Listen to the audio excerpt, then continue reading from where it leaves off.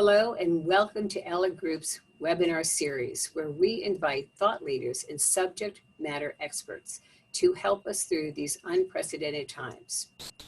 We have held prior webinars, which can be found on our website under videos. And here we hear from other leaders who have faced their own situations and how they are dealing with them. These leaders, like our guest today, show us how to make those difficult decisions when oftentimes there are no right or wrong answers, where there is data or imperfect data, where the conditions are changing rapidly. But as CEOs or leaders, decisions have to be made. Customers or employees are looking for directions. They are looking for our communications. And so, like our leader today, we will hear how they are facing them and what they are doing. I am delighted to welcome our guest, Melinda White, CEO of Transit Wireless, the company that delivers cellular and Wi-Fi coverage to New York City underground subway stations, which essential workers and all of us rely on daily. Melinda has more than 20 years experience in the wireless and telecommunications industry. As CEO of Black Walnut Ventures prior and Frontier Communications as president of the Western region, and before that, Wing Communications, Cox Communications, and Cellular One, she is truly an expert in the industry. Welcome, Melinda. And to all of your employees at Transit Wireless, each evening at 7 p.m. in New York City, we salute all of you for what you're doing. So, Melinda, as a CEO of an essential business, when this hit, you weren't really prepared as no one really was. But here you are, an essential service. It's connectivity in a city that was at the epicenter of the pandemic. And here you are running this. How did you first respond? Was there a trigger point? What did you do? And how did you know what to do and to go virtual? And how long did it take you to go virtual? Well, fortunately, we went virtual fairly quickly. We were a little ahead of the curve in closing our office. We closed our office on March 10th, and we had an employee who self-reported that there was exposure to a positive person with COVID. And I pulled the senior leadership team together immediately, and we made the decision that we would rather be safe. So we immediately got a communication out to the employees. We closed the office, and I used the next couple of days to have the office completely sanitized, thinking that we would return the following week. And of course, months later, we are sitting there with a completely sanitized office ready for us to return, but of course, still working remotely. We had already ensured that all of our employees had remote tools and that we had access to programs, platforms, services, all the things needed to monitor the network. We had done that a few days earlier just because we were keeping our eye on things and we wanted to be sure that we were ready and that we wouldn't miss a step if and when we decided to close the office. So, I give a lot of credit to the leadership team at Transit Wireless. It's a group of brave leaders doing the right thing, keeping the employees at the front and center, and keeping their arms around all that's happened and all that will happen.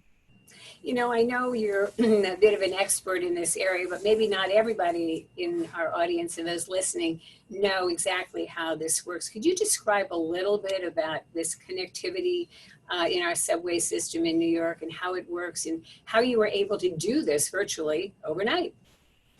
So Transit Wireless is a fiber builder. We design, we build, we operate, we maintain fiber networks.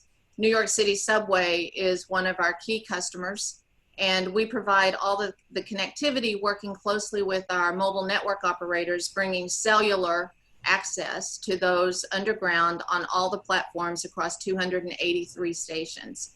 We also provide a free Wi-Fi network for the public good. We operate, maintain the networks 24/7.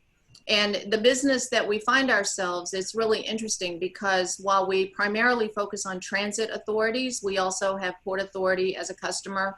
And across worldwide, we're part of a bigger brand called BAI Communications. and we have operations in Hong Kong, Australia, Toronto, as well as the UK. So we're part of a very large conglomerate. We understand deeply how to build networks for the future. And in fact, one of the things that's very exciting for us as we think of the future is the 5G world. And perhaps we'll talk about that a little bit more in a moment. Okay, great. So how are you keeping the customer, at the center of what needs to happen, safe, as well as your employees during this pandemic? Like many of you, the first thing I did is I pulled up the disaster recovery plan. And like many of you, there was nothing in there about a pandemic.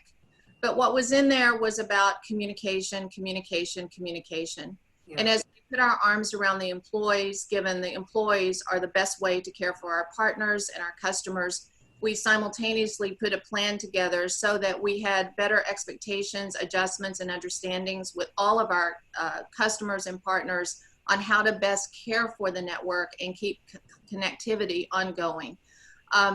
Putting the customer at the center in all aspects at any time is the right thing. And so that doesn't really change. It just means that on the customer side of the table and our side of the table, we're all working together as quickly as possible to ensure that we have solutions, to ensure that we have remedies if things go wrong, and to ensure that contingency is built into a contingency plan. So we feel very fortunate. Our mobile network operator customers also were prepared, as you would expect, and we were able to come to new adjustments and understandings quickly as very simple as when do we send field techs out? Because now we have a safety and security challenge that we didn't have before. So this is like one of those things where you say, we hear Cuomo say, when there's one problem, you solve for that, then another problem can pop up. So what are some of your greatest nightmares during this period? Like the connectivity can go down and then something else can go down. What do you fear most about the risks of this system happening and something goes down and something else is going to go down? Well, when a network goes down, it's always an interesting challenge, but we do build redundancy into the network, which helps greatly. We own and operate, having designed and built 5 data centers across New York City. Most people don't realize that we are a facilities-based operator. Mm-hmm. We call ourselves a neutral host, which means we build the data center, we build the network, and then we allow others to access that network, which the great example is New York City Subway accesses the network, the mobile network operators access the network. So I think that my biggest challenge was more on the people side of it, right? And that was more of an emotional roller coaster. 80% of my workforce lives in Queens. And that was not something that I had really anticipated. I didn't know. I certainly couldn't plan for. We've had multiple family members pass away from COVID. So keeping the arms around the team, understanding their needs, understanding their fears, staying in close contact with them, whether it's one-on-one with me, whether it's my senior leaders who are doing a great job of keeping their arms around the various team members. It's really just ensuring that there's outreach and that, we can care for, again, the employees who are responsible for ensuring that the network hums. When you do that consistently, then whatever happens on the network, we have a very good opportunity, a very good chance of getting it right and fixing it. Sending texts out. I'm sure many on this call have had similar situations. We've had some techs who said they didn't want to go out in the field. We understand. So we have a workaround and we figure out how to best continue to care for the network when that happens. There are a lot of challenges in this pandemic that I don't think anyone really prepared to address. But many teams across the world are doing the right thing. And I think those who do the right thing, it really does start with how you care for your team members, how you get your arms around your employees and keep your arms around the employees. Has this surprised you in terms of the amount of collaboration between some of your other leaders and other essential business, the collaborations that's gone on, as well as your own team really rising to the occasion and being really involved to help you go through this pandemic? Because you can't do it alone, right, Melinda? I mean, it's got to be a real team effort here. It is a team effort, and across all parts of our partnerships, across businesses where we didn't even know the leaders, there's been a lot of collaboration. I reach out every day to someone that I know in another business, and I'm an essential. Perhaps those that I reach out to are not in essential businesses, but it is a time where leaders learn from leaders. We share our experiences and we keep moving forward, knowing that we're all in this together. You know, one thing that we say to our employees quite often in all of our communications is we're all in this together. And this is one of those situations where the employee, the leader, everyone, common ground. We're all looking in the face of this pandemic, and we're all working together to do the best we can to care for our customer, keep our business operating, and ensure that we are forward thinking, because our plans haven't really changed, but how we will achieve those plans, how we will achieve our goals, there will be adjustments. So, as we know, New York City has been the epicenter of the pandemic in this country, and now is in the midst of planning to reopen, right? How has transit's relationship with the MTA and the city evolved during the pandemic?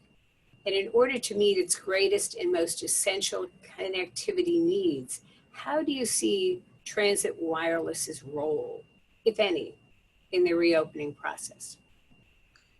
Our relationship with MTA has continued very strongly. Earlier, at the onset of the pandemic, MTA announced that they would continue their capital projects. We are very involved in one of those capital projects, actually building a network for them in a tunnel. That has continued. It's been a great opportunity as we expected it to be, but it also, of course, had its challenges along the value chain. I think that MTA understands that this is not going to be an easy process as the city reopens. We all read the same media. We know what's happening, 95% ridership decline. There's a lot of activity, a lot of planning ongoing, not to mention the fact that there is a pretty significant gap, right, in the revenue stream from MTA. Right. As a good partner, we have certainly stepped forward. We are a network provider, and most of anything that MTA plans to accomplish in the area of keeping their riders and their employees safe, a very robust fiber network can support that. So we are certainly on the front seat of letting them know what we can do. We'll do that as a good partner. It's not about making money. It's about ensuring the safety and security of the customers and of the riders and the employees. So I think that it's right to say that we'll all remain very collaborative, because it is going to take a lot of entities, a lot of expertise, and a lot of lift to get New York City humming again, and especially in the public transportation world, which public transportation, as we all know, is a key artery of New York City. So this reopening process, you expect it to be a very ongoing, collaborative, intensive period of time. What, next 3 months, next 2 months? How long do you see this happening? Well, I think there are various stages of reopening. You know, I think that it's a much longer period of time than months. I think that, you know, similar to what happened in the 9/11 days, it took a while for people to even, you know, come back into the workplace. And those of us who lived through that understand deeply the lift needed. It's going to be that, and possibly even more, especially given that there doesn't seem to be a sound resolution yet in the form of a vaccine or in the form of how to really address COVID over the long term. So I think that, as the governor is saying every day, there will be a staged approach. The date continues to evolve in terms of what types of businesses come back on.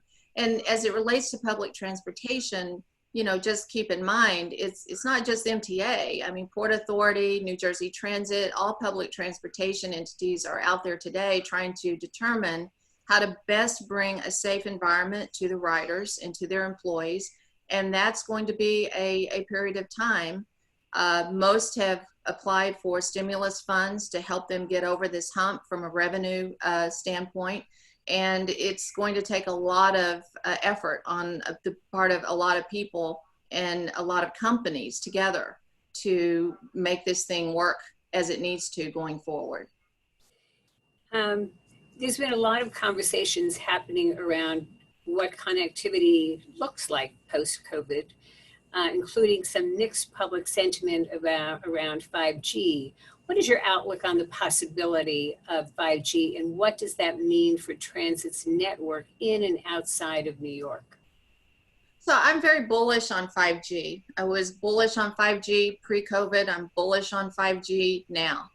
Some would say that 5G will be accelerated because one thing about the types of technology that run on a network that can predict and keep people safe and provide information, it needs a smart environment. And essentially what 5G will support is not only fast, very fast, but also the applications that call them sensor applications, call them different services that are user-based, are real-time, and can provide the kinds of data back to organizations and also to individuals so that everyone can really understand where they are, why they are, and when they are, if you will. So I think that we just saw the T-Mobile announcement, what they committed, what was it, $60 billion over the next 5 years and a 5G rollout across the United States. I think they also even went so far as to say in the areas of great density, there would be a lot of focus. And of course, it doesn't get any more dense than New York City. We're a 5G network provider, so where we build capable 5G out of the gate. And then it's just a matter of the small cell technology being distributed in enough volume and the applications and services being available for a 5G network. It's not that simple really, but I'm just trying to say that I think 5G is definitely still right there in front of us. And if anything, we might see an acceleration. You make it seem so simple, but Not trying to you've had all these years of in the industry. So let me just switch gears for a moment and ask, if you're in a very male-dominated industry, right? You're one of the few women who are a CEO of, in this industry. Is not easy to get here. What's your advice to women who, not even in a crisis situation, but who would want to rise up to the level that you're at running, a business such as yours? What advice do you have for them? I think some would expect me to say all the work hard and be successful and perform, at the top all the time. But the truth of it is, for me, it's about networking. I know that I'm in this CEO role because someone who I met so many years ago, I didn't even remember really, remembered me from interactions about a completely different business, topics, opportunities. And she is actually one of my board members. And she surfaced my name. And so I work very hard at ensuring that my network is available, that I'm learning, I'm staying in touch. It's not easy to do because the day just goes by. But I learned from someone very important in my life, Maggie Wilderotter, who's been my mentor for 26 years. And I watched her network, and I at times would think, why in the world would you take the time to pick up the phone and just say hello to someone? Well, how's that going to help you? But, I'm in this CEO role for all the things that I mentioned a while ago, but because someone remembered me, because there was an impression, and I have a network. And you worked with Maggie at Frontier, correct? I worked with Maggie at Frontier. Yeah. And she was also, she's the Harvard case study on Maggie, and she always said, I wasn't an engineer, but I knew how to sell and market, right? And but you become an expert in a field, and you become an expert in this field. So what is it as a leader in your field today that sets you apart from say others to do what you do? Because this is a complicated field. And Maggie was in a complicated. What sets you apart, Melinda, to be able to, and now in this crisis situation, to really deal with others who are engineers, who are experts, and really collaborate to make some really critical decisions so that others on in our audience can hear what you're doing to really move the needle forward so that, you know, we'll come out of this pandemic, your business will and others will better and build it better going forward. I know the questions to ask. Mm-hmm. As I develop people, I say to them, you know, you don't have to be an engineer. You don't have to be a CFO. You don't have to be, you just need to understand where you're going, the outcome you need, and then ask the right questions. And that does take, I think, practice. It also takes learning from failure. It takes experience to really understand what should you be asking someone who's in a seat that is going to be an integral part of moving that part of the business forward. The other piece that I think is very important is I care about people. And, you know, my head of people, Louise Butler, sometimes says to me, you have so much empathy. And she's right. I have a lot of empathy. I also understand where we're going, how we need to get there. But along the way, for me, the critical part is the people are going to get us there. And what this situation has surfaced is a real need to have all leaders show their care for people. Again, we're all in this together. There is common ground. It doesn't matter your zip code, doesn't matter your level, it doesn't matter. We're just all out there. So I think those are the two things that I lean on across moving the business forward in growth. You know, and knowing both you and Maggie as well as I do, I would say that you're both great communicators and you're highly authentic in caring and showing your compassion for people. And you respond very quickly. I mean, you know, you're out there showing people this is where the direction we need to go. So all those things are really important in a leader. Can we switch again to how your interactions have been with the board and communicating there, given, you know, again, making some decisions like overnight? Yes. Right? So can you describe a little bit of that communication, what that's been like? You know, my board is a mixture of international as well as domestic board members. And I made the decisions when to close the office, why we closed the office, how to get our arms around the employees. But it was really great for me to see the board stepping forward. And not that I thought they wouldn't, they're always there when needed. But I meet with them every 2 weeks. We provide them with a weekly update. It always starts with the people. How are the people? And talk about how we're keeping our arms around various challenges, whether it's supply chain or whether it's operational challenges, and just making sure that there are no surprises. And I think that it's probably an interesting time for boards across the world because that seat of governance really hasn't changed. But I think the conversation around contingency planning has now got more unknowns in that discussion. And I spend a lot of time with my board, giving them my thoughts about what I think the unknowns look like and what could, should, maybe, because that's the best way for us to ensure it's again, my goals haven't changed, but how we get to the goals and based upon some of the unknowns that will become known, I think there will be adjustments along the way. And so what does the future of work look like for your organization and more broadly, maybe for the mass transit system as you know it today and what it might look like for tomorrow? And maybe these are some discussions you're having with the board, some you can talk about, some you can't. But if you were to look out to the future, what do you think that that's going to look like? For us, the future remains designing and building and operating fiber networks. In a 5G world, while it may feel like there's a lot of fiber out there, there's not near enough. But it also looks like a sensitivity around where other companies are sitting and what kinds of technology will be needed and how quickly it will be needed. The future is to continue to move forward and take care of our partners, grow our license partnerships so that we can ensure growth, scale, and sustainability for transit wireless. And that also affects and is part of the growth, scale, and sustainability for our partners.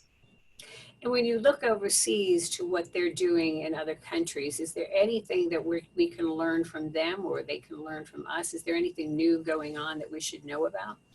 I think it's right to say across the world, 5G is on the front seat. And of course, in some countries, it's more than on the front seat, especially those where the government is heavily involved in basically laying the groundwork and making it a reality faster than us.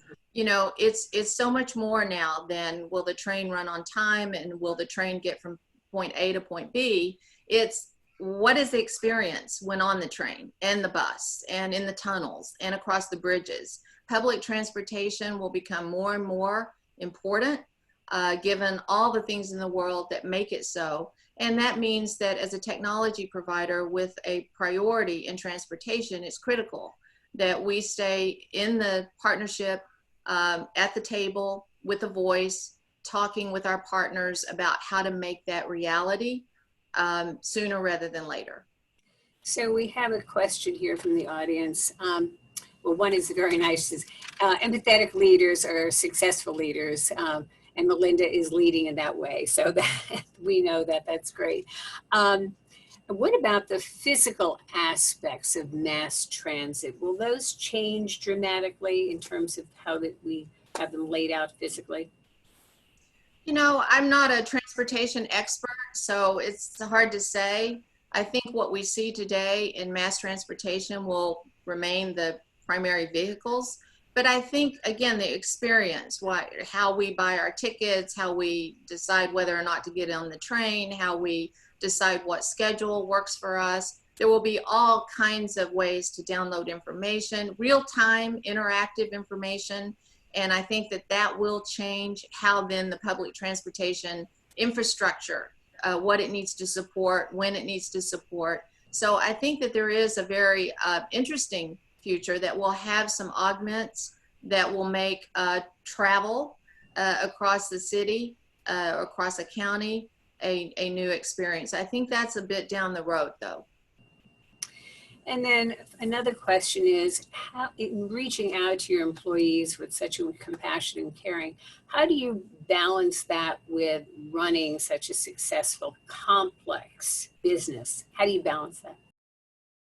My senior leaders and I start every morning with a check-in call. We've been doing that since early March. Mm-hmm. I'm actually in Los Angeles right now, so that makes a very early morning for me, but that's okay.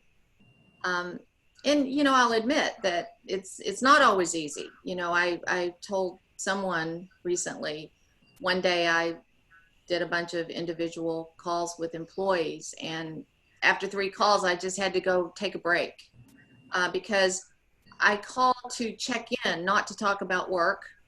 And the employees are very open to tell me what's happening with their families and their fears and their questions and their concerns, and everything from are we okay as a company to this is what my mother does for a living and I'm very worried about her. And so the balance is so important, right? And this is also part of why I reach out to my network. I'm not in this alone. No leader is in this alone.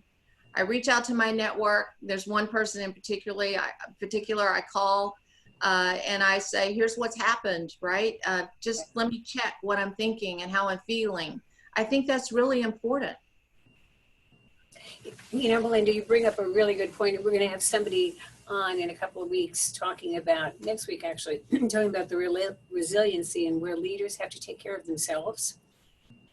Because, and I was going to say, how do you take care of yourself personally and professionally? Because if you're not there for your employees to go to so that they know that you're safe and sound, that's not good either, right? So you have to be sure that your balance is there so that you're able to keep them balanced, right? I think part of that though is how we take care of our teams, right? My senior team, they're working night and day. Right. And about a month and a half ago, I realized they are exhausted. And one of them asked for some PTO. And I said, PTO?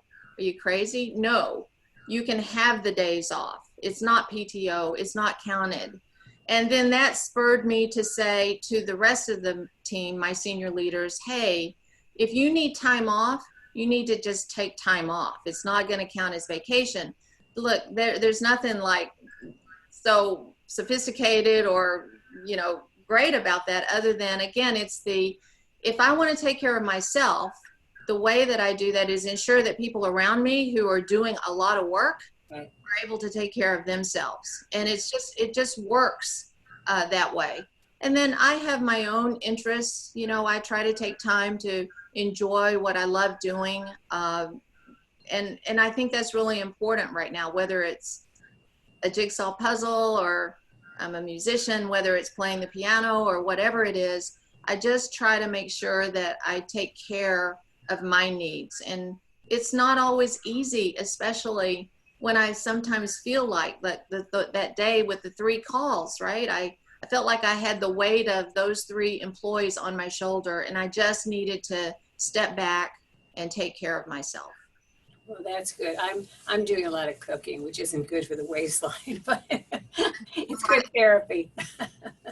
You know, Melinda, we are so lucky in New York City to have you at the helm of Transit Wireless, and you're doing so much along with your employees. So thank you. And remember, every night at 7 o'clock, we're cheering you and your people on. Can't wait for you to get back to New York City, though, one of these days soon. So.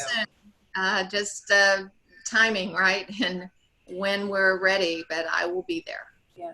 So thank you for your leadership. Thank you for your friendship. And thank you for joining us today. And to our audience, thank you for being with us. Thank you so much.